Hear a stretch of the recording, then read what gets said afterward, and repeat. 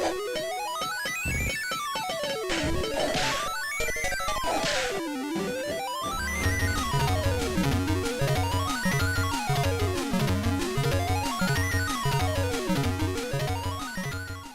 boys and girls, welcome to the Joy of Sticks. Stickhead here with your Atari ST gaming channel.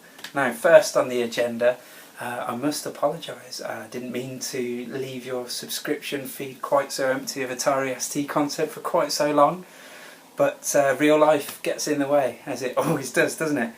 I mean, I've got a full-time job, got 2 kids, a wife to keep happy, and I'm studying for a degree, so not quite as much spare time as I'd have hoped, and I haven't been able to play much Atari ST games, or any games in fact, and even less time to make videos for you guys. So yeah, I do apologise, but now year 2 of my degree is in the bag. I can actually get on and make some videos, play some games and have some fun. So yeah, really looking forward to doing that. Hopefully you're still around, you haven't all unsubscribed or forgotten about me, and you'll still continue to leave your comments below. I really do appreciate that. It really makes it worthwhile, and I enjoy the discussions. Anyway, I have a couple of packages here to share with you. Stuff I've been sharing, I've been saving even to share with you. See, you know, what do I do for you guys? I hold on to packages for months on end so I can share them with you. Anyway, without further ado, let's have a look. Yeah, I have opened this one actually because I was a bit unsure when I got it. It had some packing tape around the side there with a piece of paper stuck to the front with my address on, and as you can see it's actually an Ocean box, so I was a bit perplexed, thinking, well, I don't remember ordering a big Ocean game, and why isn't the sleeve still on the front, and I'm a bit miffed that the packing tape was there. I knew some of the box would be coming off, and well, anyway, it turns out that the seller had actually been really diligent and packed it in this nice hard box, and the actual game was inside, all nice. So there you go, can you see what it is? Fighter Bomber. This is a game of quite some significance for me. It was the first ever flight sim that I ever really got to grips with. I mean, I played some something like, what did I play? Top Gear on the Amstrad, and Super Huey on the Atari ST. I mean, Super Huey was just impregnable. Never really got to grips with that, but this is the first one where I really understood what I was doing. You know, I could take off, I could land, I could shoot down planes and take out targets on the ground, refuel while in the air, you know, all that good stuff. So I really enjoyed that, so I'm happy to have an original copy of that. Now, it's not in brilliant condition, now how much you can see. I am currently recording this off my iPad, which is the first ever video I've recorded on my iPad, so I'm not sure how well it's focusing, how much you can see. I guess we'll find that out. So the box anyway is not in great condition, as you can see. It's ripped, it's bashed, it's dusty, it's actually a little bit mouldy in the corner. But I've mentioned on other videos that the conditions, you know, it's not a make or break deal for me. If the condition's not brilliant, that's fine. I'm going to enjoy the game. I've got the manual to read and all that, so I'm happy. I mean, if I do see a good condition copy for a good price, then I'll go for it, obviously, but I'm happy with that for the time being. And there's the back of the box there. Let's have a look inside, shall we? So yeah, it was the first ever flight sim that I really got to grips with. I was actually used to play this on my uncle's Atari ST. He had a pirated copy, naughty. It's a big thick manual, but it's not all English, so yeah, it's actually quite an accessible flight sim really. I mean, some flight sims come with, you know, key bindings the length of your arm, you know, and it's so complicated, but you know, you can actually get up in the air pretty quick and get to grips with the plane quite easily. So I, you know, as a youngster, I really appreciated that, and well, to be honest, even now I appreciate it, because I'm not a Microsoft flight sim kind of guy. I'm not going to spend hours recreating a, you know, passenger airlines flight from one side of the Atlantic to the other. But you know, no offence to those that do. I mean, everyone's got to get their kicks somewhere, right? Some nice cream coloured discs there from Activision. Thank you guys. Here we go. Quick reference guide. That's going to come in handy. all the different keys on there. And as I say, not... what's that? Oh, no, it's another language. So there you go, there's all the keys that you need on one side of A5. So, you know, as I say, not overly complicated. You know, there's some depth to it. There's, you know, lots of missions with different waypoints and things like that. But it's not impregnable. So, yeah, I really enjoyed that, and I shall enjoy revisiting those memories. Anyway, here's another one. Now I've got to endeavour not to give away my address to the identity bandits, so I'm going to hold it this way. Here's another one. Let's crack this one open and see what we've got inside. Let's have a look. Oh, nice one. I've completely forgotten that I'd ordered this. Interphase. Now this is a game that I do own and not a pirate copy. I own it because it was given away free on ST format. And it is quite a complicated game, and I found it very difficult back in the day when I was about 11 or 12 or whatever it was. Oh, sorry about that. But yeah, it's really, really unique, and coming back to it as an adult with a bit more patience and a bit more nous, hopefully, I've actually found it to be a really interesting and different gameplay experience.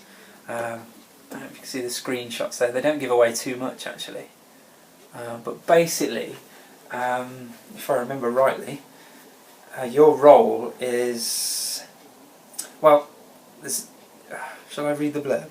Let's read the blurb and then we'll go from there. The dreams of the future are now reality. Fully trained professionals whose purpose is to create optically stored REM moments, dreams, to obliterate the cares of waking thought.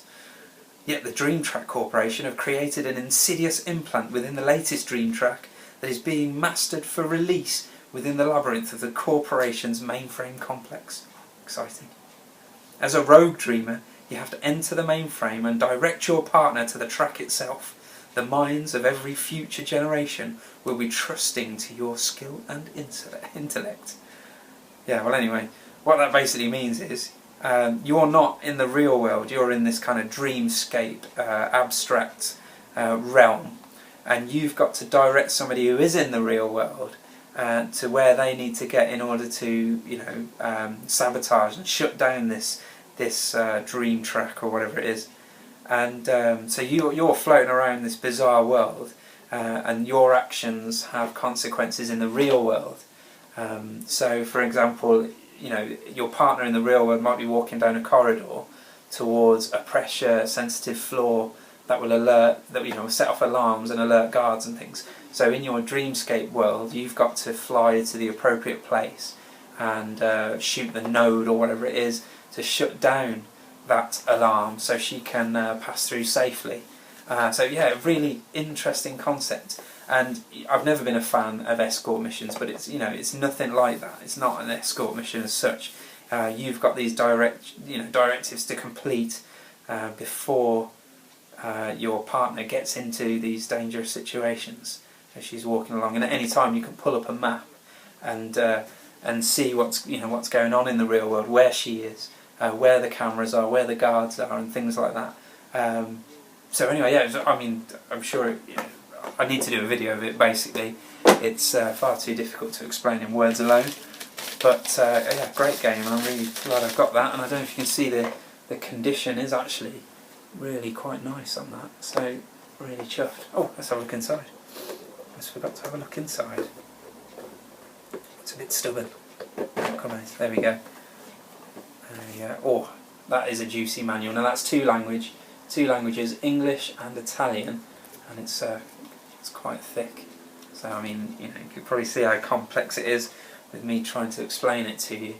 But yeah, it's well worth the time of learning this game and getting into it a bit, because very rewarding and unique. As I've probably said that word about 10 times already. Anyway, package number 3, very thin, flimsy one. This isn't too exciting for me because I did get a Game Boy Micro and then I sold it again in my endeavours to save the money to get an iPad. So this is, as I've just given away, a Game Boy Advance game. It is a brilliant Game Boy Advance game, don't get me wrong. Now I did get rid of my Game Boy SP Micro, I should say, but I've still got my SP, so I can still play this Metroid Fusion. Really looking forward to playing that. Absolutely fantastic game. I was just watching a video from Happy Console Gamer just this morning, in fact, about their recollections of their first experiences of Metroid on the NES and Super Metroid on the Super Nintendo. I really enjoyed that, so I'll put a link to that on the bottom as well. So anyway, yeah, there's my 3 packages that I've been holding on to share with you.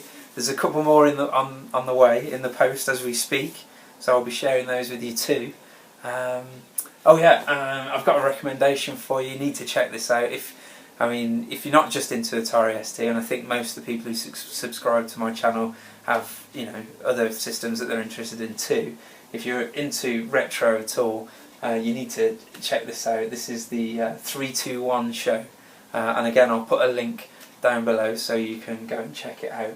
And it's basically Australian guys around a table, some beers, just hammering out what they consider to be the best games of all time.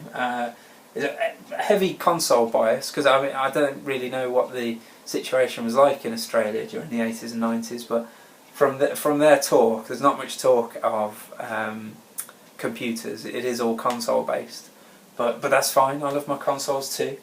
So yeah, it's really good. I think in the first episode they do say that they're looking to recreate the atmosphere of the chats you have in the pub after a couple of beers, and your tongues are loose and you just start rapping about nostalgia and games that you've enjoyed and things. And I think they really do capture that well. So as you can see, there's lots of footage of the games, and in a minute hopefully it'll pop up. You've probably been watching it as I've been going along. It's really well animated as well. There's this pixelated style to the animations which really adds to it. They'd have been great videos if it was just videos of them talking. Add in the footage, that's great, but add in the bits of animation as well. It really makes it. And they're very funny guys, and the animations are funny, and I can't recommend it enough. Make sure you check them out. I think they've got 4 episodes on so far. Seems to me that because quite a lot of guys have got to get together. There's quite a lot of editing to do. So I think the release is about once a month so far. But hopefully they're getting enough views and that, and they'll continue to do the videos because they are brilliant. So yeah, that's it then, guys. So it's nice to be back. I've really enjoyed making this video, and I'll continue to make some more. I've got to continue with my favourite Atari ST games. I think we're up to number 6 or something, if I'm remembering correctly. Not sure. Anyway, just take care of yourself, and I'll see you again soon.